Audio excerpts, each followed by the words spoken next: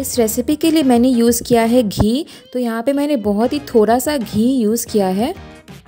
ये लगभग मैंने 1 टीस्पून घी को गरम कर लिया है। और इस रेसिपी के लिए आप ब्राउन ब्रेड या वाइट ब्रेड कोई भी यूज़ कर सकते हैं। मैं यहाँ पे ब्राउन ब्रेड यूज़ कर रही हूँ, जिसके मैंने एजेस को कट कर लिया है। और ये रेसिपी मैं बनाऊंगी 2 स्लाइसेस ब्रेड के साथ, जिसमें निकलेंगे 4 पीसेस। तो ब्रेड के ऊपर की तरफ भी हल्का हल्का हम घी ब्रश कर देंगे और दोनों तरफ से गोल्डन ब्राउन और क्रिस्पी होने तक सेक लेंगे। गैस को इस वक्त आप मीडियम फ्लेम में रख सकते हैं, ज़्यादा हाई फ्लेम में करने से ब्रेड क्रिस्पी नहीं होगा। तो लगभग 2 से 3 मिनट लगेगा और ये ब्रेड बिल्कुल क्रिस्पी हो जाएगा दोनों तरफ से। तो देखिए, एक तरफ से हमारा ब्रेड बिल्कुल क्रिस्पी और क्रंची हो चुका है। और आप चाहे तो इन ब्रेड को डीप फ्राई भी कर सकते हैं, लेकिन मैंने इस रेसिपी में डीप फ्राई नहीं किया है क्योंकि ये बहुत ही इंस्टेंट रेसिपी है। इसमें हमने ज़्यादा कोई मेहनत नहीं किया है और ज़्यादा अनहेल्दी भी नहीं बनाया है। तो इसको आप दोनों तरफ से क्रिस्पी क्रिस्पी होने तक सेक लीजिए। ये देखिए कितना क्रिस्पी क्रंची ब्रेड हो चुका है। ये देखिए, आपको आवाज़ भी सुनाई दे रही होगी। तो बहुत ही बढ़िया हमारा ब्रेड सिक के रेडी हो चुका है।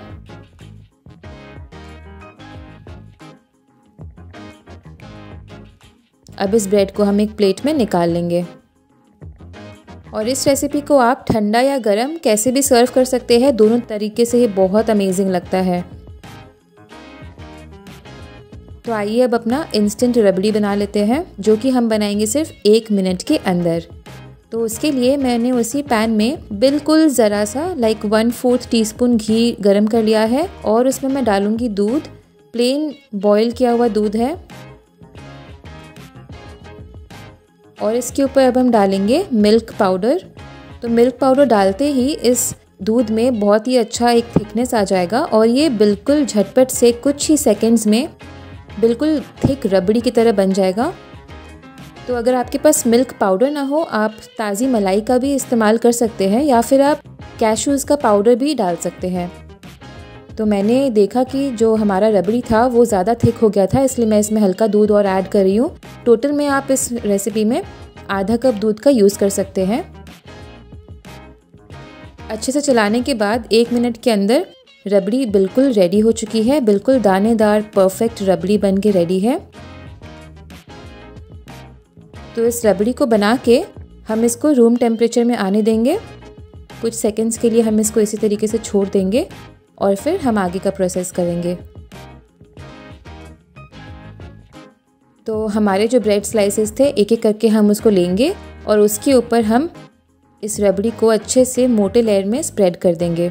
तो बहुत ही टेस्टी रेसिपी है और इसका टेस्ट इतना यूनिक है कि आप इसको सिर्फ एक बार बनाकर तो बिल्कुल नहीं रह पाएंगे। बहुत ही ज़्यादा टेस्टी लगता है ये खाने में और इतना जल्दी बन जाता है, कोई मेहनत नहीं है, बिल्कुल टाइम भी नहीं लगता है। तो कुछ फटाफट जब भी बनाना हो किसी स्पेशल गेस्ट के लिए या अपने फैमिली मेम्बर्स के लिए, तो ज़रूर ट्राई कीजिए। मैंने सारे ब्रेड स्लाइसेस में रबड़ी लगा दी अच्छे से और ऊपर से मैं गार्निश करूँगी कुछ कटे हुए पिस्ता से। आप चाहें तो बादाम या काजू भी लगाकर गार्निश कर सकते हैं। और इसको अच्छा लुक देने के लिए मैंने यहाँ पे यूज़ किया है ड्राइड रोज़ पेटल्स, यानी गुलाब के पत्ते। अगर आपके पास है तो आप डाल सकते हैं, नहीं तो आप अवॉइड कर सकते हैं। तो लीजिए, रेडी है हमारा 5 मिनट वाला इंस्टेंट रबड़ी मलाईदार टोस्ट। और इसको बिल्कुल देखते ही मुंह में पानी आ जाता है, कितना टेस्टी लगता है ये खाने में। आपको यकीन नहीं होगा कि इसको बनाना इतना आसान है। तो आप ज़रूर ट्राई कीजिए, आपको ये रेसिपी बिल्कुल भी निराश नहीं करेगी।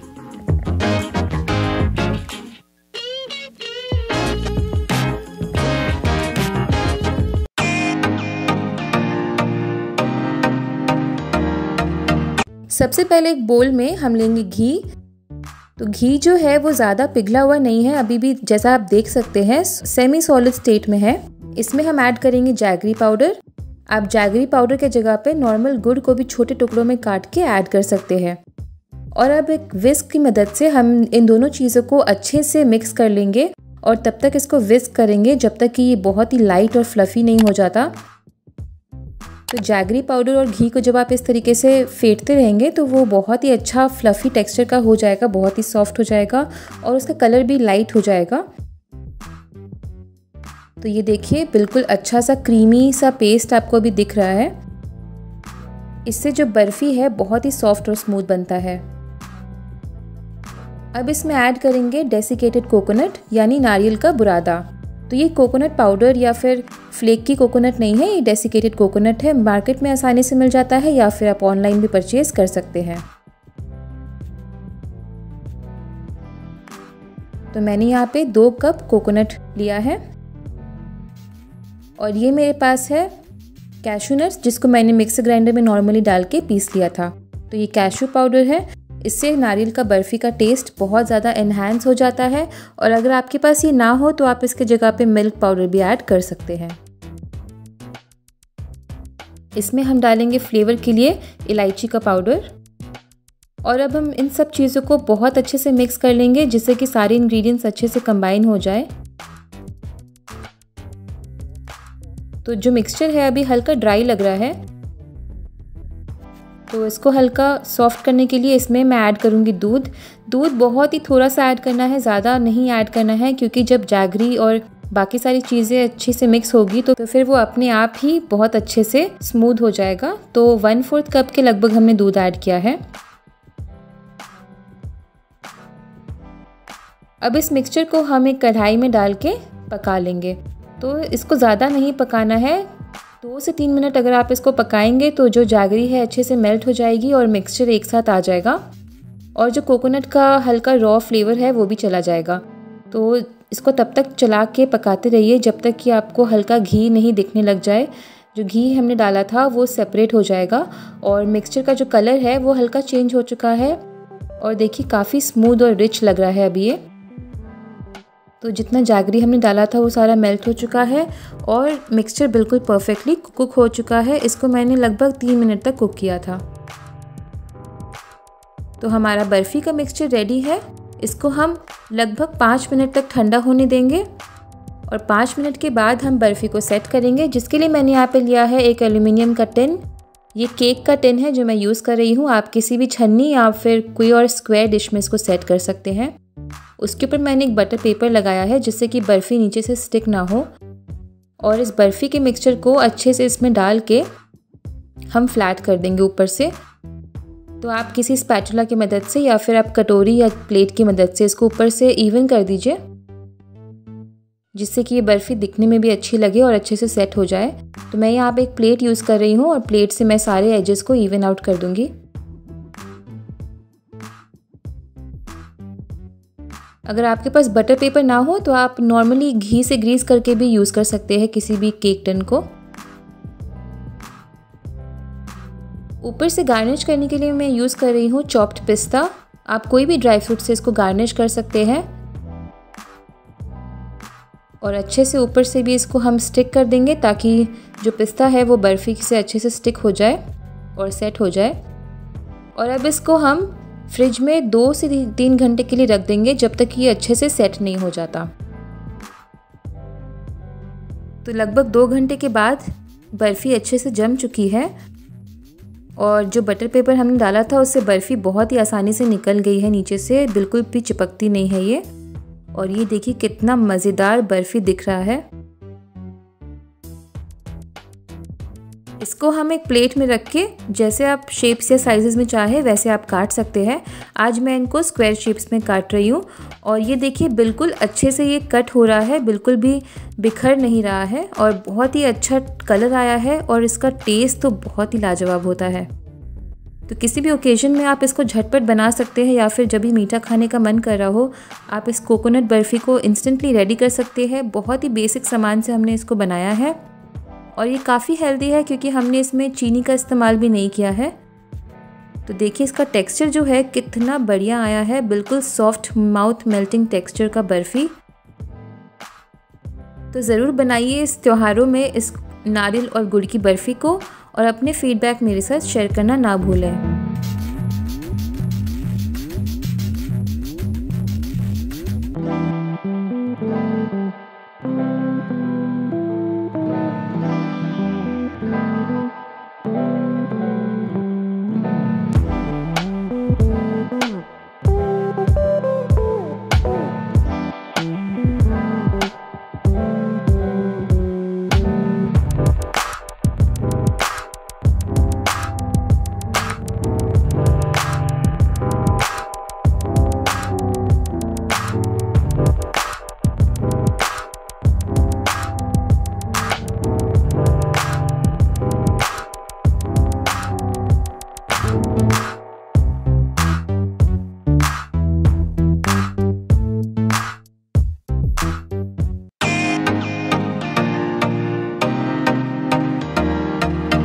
सबसे पहले मैं एक बोल लूँगी और बोल के ऊपर हम लगा देंगे एक छन्नी। तो ये मैंने फाइन सीव लिया है और इसके ऊपर डाल देंगे दही और दही को हम 30 मिनट तक इस तरीके से रख देंगे। तो ध्यान रहे कि दही ज़्यादा खट्टा ना हो, वरना डेज़र्ट अच्छा नहीं बनेगा। अब हम लेंगे 2 आम। आम भी काफ़ी अच्छे पके हुए होने चाहिए और उसको क्यूब्स में काट लेंगे। काटने के बाद उसको एक मिक्सर ग्राइंडर जार में डाल के हम पीस लेंगे। तो अगर आपका आम ज़्यादा खट्टा हो तो उसमें आपको स्वीटनेस ज़्यादा ऐड करना होगा। तो आम जब भी ले, मीठा आम ले और ज़्यादा फाइबरस आम भी ना ले, जिसमें फ़ाइबर कम हो वो आम ले। तो दही का देखिए सारा पानी जो है वो 30 मिनट के अंदर बहुत अच्छे से निकल गया है।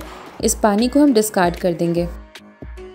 ऐसा करने से 2 चीज़ें होती है, एक तो दही बहुत ही ज़्यादा थिक और क्रीमी बन जाता है और दूसरा अगर उसमें कोई खटास हो भी तो वो भी निकल जाता है पानी के साथ। तो अब इस दही को एक उसी बोल में डाल के अच्छे से हम फेंट लेंगे और ये देखिए फेंटने के बाद ये कितना क्रीमी और स्मूथ लग रहा है, बिल्कुल क्रीम की तरह। लेकिन ये क्रीम नहीं है, ये दही है जिसको हमने अच्छे से पहले छन्नी के ऊपर डाल के थिक कर लिया, उसके बाद हमने इसको विस्क कर लिया। अब इसमें स्वीटनेस के लिए मैं ऐड करूँगी हनी। तो यहाँ पे आप हनी की जगह पे चीनी का भी इस्तेमाल कर सकते हैं, लेकिन क्योंकि मैं इसका हेल्दी वर्जन बना रही हूँ तो मैंने यहाँ पे हनी ऐड किया है।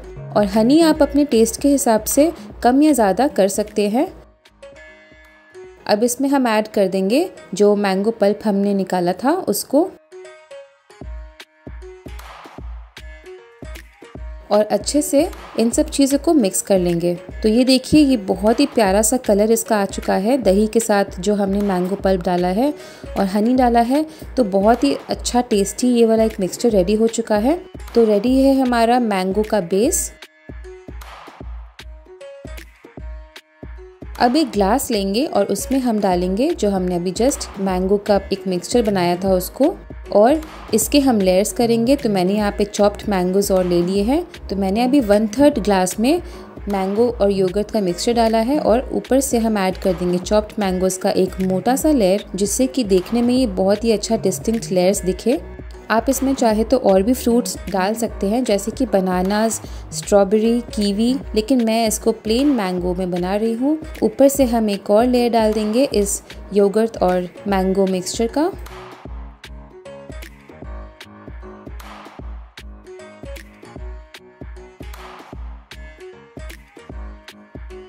और ऊपर से गार्निश कर देंगे और कुछ चॉप्ड मैंगोज के साथ। तो ये डेज़र्ट बहुत ही फटाफट बन जाता है। अगर आपके पास थिक योगर्ट है तो आप थिक योगर्ट डायरेक्टली यूज़ कर सकते हैं, आपको उसको छन्नी के ऊपर डालने की भी ज़रूरत नहीं है। ऊपर से मैं गार्निश कर दूंगी कुछ कटे हुए पिस्ता के साथ और कुछ गुलाब की पंखुड़ियों के साथ। और लीजिए तैयार है हमारा 3 ingredient tasty healthy mango dessert. इस डेज़र्ट को आप छोटे कप्स या ग्लासेस में भी बना सकते हैं या फिर एक बोल में भी बना सकते हैं। तो बहुत ही टेस्टी डेज़र्ट है, इस समर्स में ज़रूर ट्राई कीजिए। बहुत ही इजी है बनाना इसको, और अपने फीडबैक मेरे साथ ज़रूर शेयर कीजिए।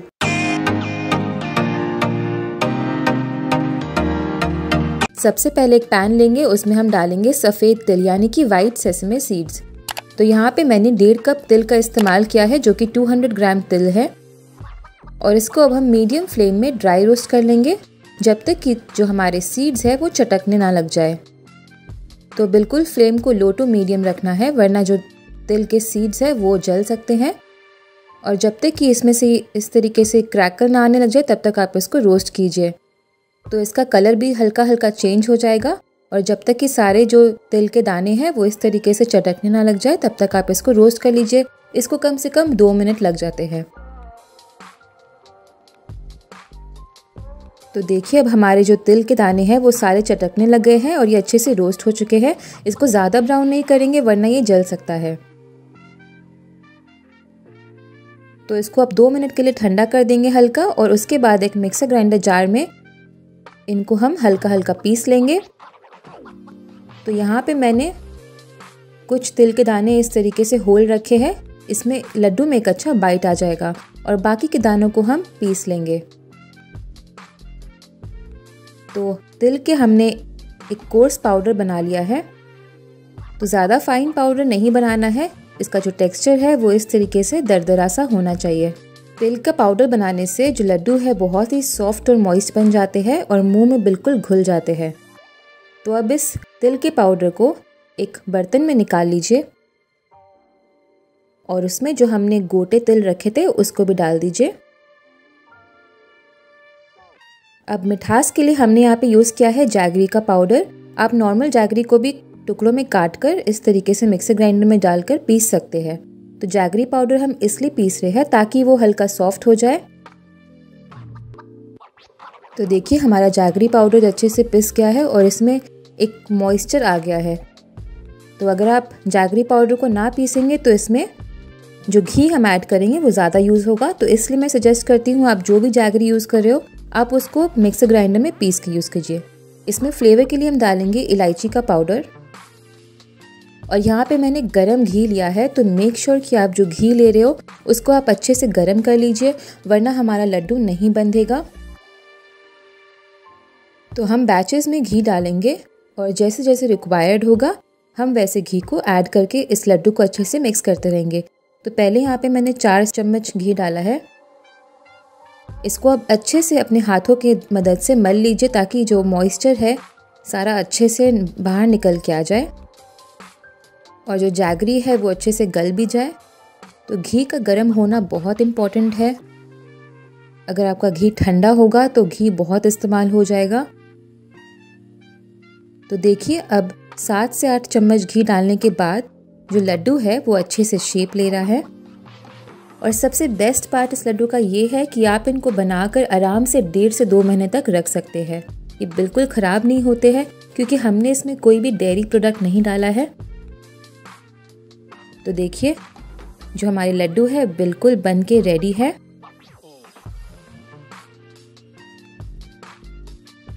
इस तरीके से ही हम फटाफट सारे लड्डू बना लेंगे। तो मेक श्योर कि आप लड्डुओं को बड़े ही जल्दी बनाएं, वरना ये जो ड्राई है मिक्सचर बड़ा ड्राई हो जाएगा और आपको फिर और घी का इस्तेमाल करना होगा। तो जितना जल्दी हो सके आप लड्डू बना लीजिए और अगर ज़रूरत पड़े तो आप 1 से 2 चम्मच घी डालकर बाकी के लड्डू भी बना लीजिए अगर वो नहीं बन रहे हो। तो देखिए मैंने इतने मिक्सचर में इतना सारा लड्डू बना लिया है और आप इन लड्डू को एंजॉय कर सकते हैं किसी भी ओकेजन में या फिर सर्दियों में स्पेशली इस लड्डू को बनाकर खाएं। बहुत ही फ़ायदा करता है, बहुत ही टेस्टी लगता है।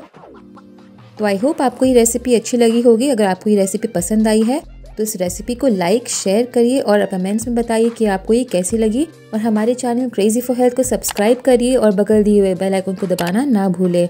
इससे आप हमारी फ्यूचर की वीडियो से अपडेटेड रहेंगे।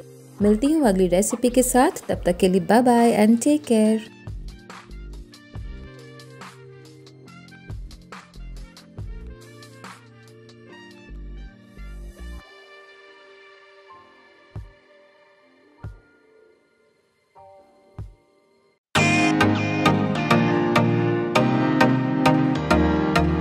तो सबसे पहले एक बोल ले लेंगे और उसमें मैं ऐड करूँगी क्विक ओट्स। तो इस रेसिपी में आप क्विक ओट्स की जगह पे रोल्ड ओट्स भी ले सकते हैं, यानी कि ओल्ड फैशन ओट्स। लेकिन इस रेसिपी में आप स्टील कट ओट्स का इस्तेमाल नहीं कर सकते हैं, तो आप इसमें रोल्ड ओट्स या फिर आप इसमें इंस्टेंट ओट्स यूज़ कर सकते हैं। अब इसमें डालूँगी मैं ग्राउंड फ्लैक्स सीड्स। तो फ्लैक्स सीड्स बहुत ही अच्छे हेल्दी फैट्स होते हैं, इसमें ओमेगा 3 बहुत ही ज़्यादा मात्रा में पाई जाती है। तो ये है नॉर्मल फ्लैक्स सीड्स, इसको मैंने मिक्सर में ग्राइंड कर लिया है। तो अगर आप 1/4 कप फ्लैक्स सीड्स को ग्राइंड करेंगे तो आपको हाफ कप के करीब फ्लैक्स सीड्स मिल जाएगा। तो इसको भी हम इसमें ऐड कर देंगे। अब इस रेसिपी में जाएगा पीनट बटर। ये मेरा घर पे बनाया हुआ पीनट बटर है। इसको घर पे कैसे बनाते हैं उसका रेसिपी का लिंक मैं आपको डिस्क्रिप्शन बॉक्स में दे दूंगी। अगर आप मार्केट में से लाते हैं तो मेक श्योर कि उसमें सिर्फ पीनट्स हो और कुछ भी ना हो। तो ये नेचुरल पीनट बटर है, इसको भी मैं इस मिक्सचर में ऐड कर दूंगी।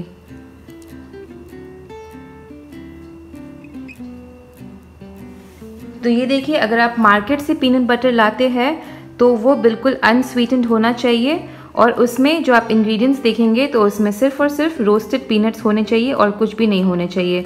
तो मेक श्योर आप शुगर फ्री वाला पीनट बटर ला रहे हो अगर आप मार्केट से ला रहे हो। तो इन सब चीज़ों के लिंक्स भी मैं आपको डिस्क्रिप्शन बॉक्स में दे दूँगी। ये काफ़ी डिस्काउंटेड पैक है जो मैंने मार्केट से ख़रीदा था। इसके बाद इस रेसिपी में जाएगा हनी। ये मैंने 1/3 कप हनी लिया है। अगर आपके पास ऐसे मेजरिंग कप्स ना हो तो आप एक कोई भी कटोरी ले सकते हैं या फिर एक बाउल ले सकते हैं और उसके अकॉर्डिंगली आप सारे मेजरमेंट्स को डाल सकते हैं। आप इस रेसिपी में हनी की जगह पे मेपल सिरप का भी इस्तेमाल कर सकते हैं। तो हनी मैं स्वीटनेस के लिए डाल रही हूँ। और जो लास्ट इंग्रेडिएंट इसमें जाएगा वो है चॉकलेट चिप्स। ये बिल्कुल ऑप्शनल है, आप चाहे तो डालें, आप ना चाहे तो अवॉइड भी कर सकते हैं। अब बस हम इन सब चीज़ों को अच्छे से मिक्स कर लेंगे। तो आप इस तरीके का सिलिकॉन स्पैचुला भी ले सकते हैं या फिर आप एक चम्मच की मदद से भी इन सब चीज़ों को अच्छे से मिक्स कर सकते हैं। इस रेसिपी में हमें गैस जलाने की भी ज़रूरत नहीं है, बहुत ही क्विक रेसिपी है। अगर आप इसको तुरंत बनाना चाहें तो आप तुरंत बना के तुरंत ही कंज्यूम कर सकते हैं। और ये परफेक्ट स्नैक है आपके बच्चों के लिए, या फिर कोई भी हेल्दी डेजर्ट खाने का अगर मूड करे तो ये बिल्कुल टेस्टी लगता है। या फिर अगर आप जिम जाते हैं तो आप इसको प्री वर्कआउट या पोस्ट वर्कआउट भी एज अ स्नैक ले सकते हैं। तो आप इसको जैसे जैसे कंबाइन करेंगे ये मिक्सचर एक साथ बनते रहेगा। तो आप इसको अच्छे से इस तरीके से दबा दबा कर मैश कर लीजिए और देखिए मिक्सचर हमारा एक साथ आ रहा है। इसमें फ्लेवरिंग के लिए आप वनीला एक्सट्रैक्ट भी डाल सकते हैं। तो मैं यहाँ पे बिल्कुल ज़रा सा वनीला एक्सट्रैक्ट ऐड कर रही हूँ और अच्छे से इसको भी मिक्स कर लेंगे।